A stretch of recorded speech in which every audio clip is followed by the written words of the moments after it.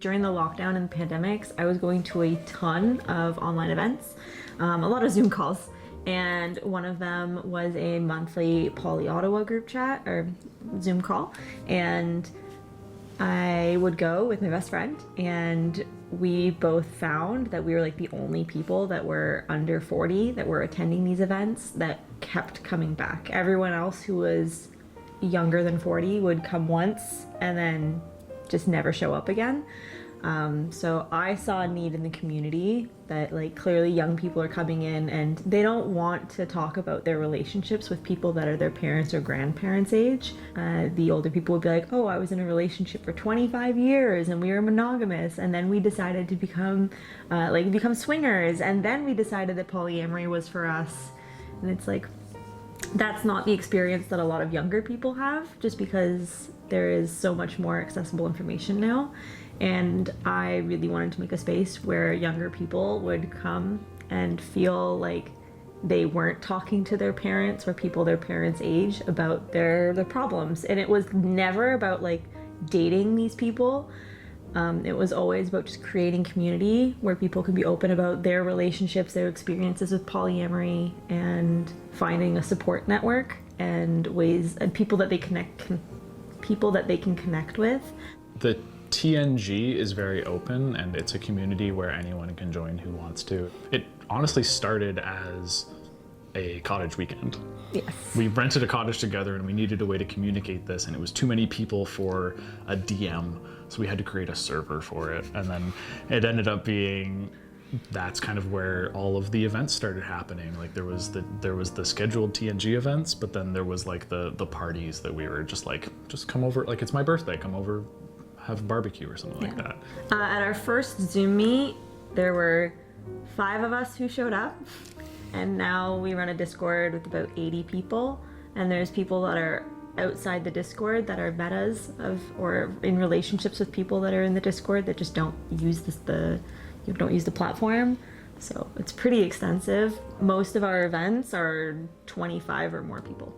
The Polycule is like the friends, like the close-knit found family, really. It's the, like, when you have a house party, who are you going to invite over that you don't need to like create rules for the party?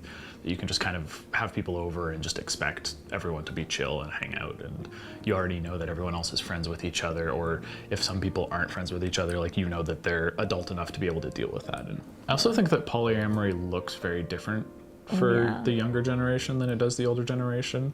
Like Jen said, like the older generation, it's like we've been married for 35 years and things have gotten boring and we want to spice things up, so we started swinging. Like you go to the polyamory meets. I actually don't tend to go to the polyamory meets, but lazy mod. you go to the polyamory meets, and you find a lot of people are there talking about swinging and not polyamory. So for the younger people, it's like an identity, not a activity. So it's like, we are polyamorous, we're not participating in polyamory. It's not like something that we dip our toes into. And as my mother calls it, the lifestyle. Yes. But yeah, so I think creating the TNG was really good because the issues and the conversations that we're having are different conversation. Like there has been times where if other people had not stepped up and said like, this is an amazing community and like I feel so at home here and like thank you, if I didn't know that there was those people in the group, then I would have stopped it. Yeah, and one thing I really like about the TNG too is that people are very welcoming to new people. Like there are new people who will just like instantly have connections with people, and you're like, wow, those 2 people are going to go on a date in like less than a week. It's like, it's crazy.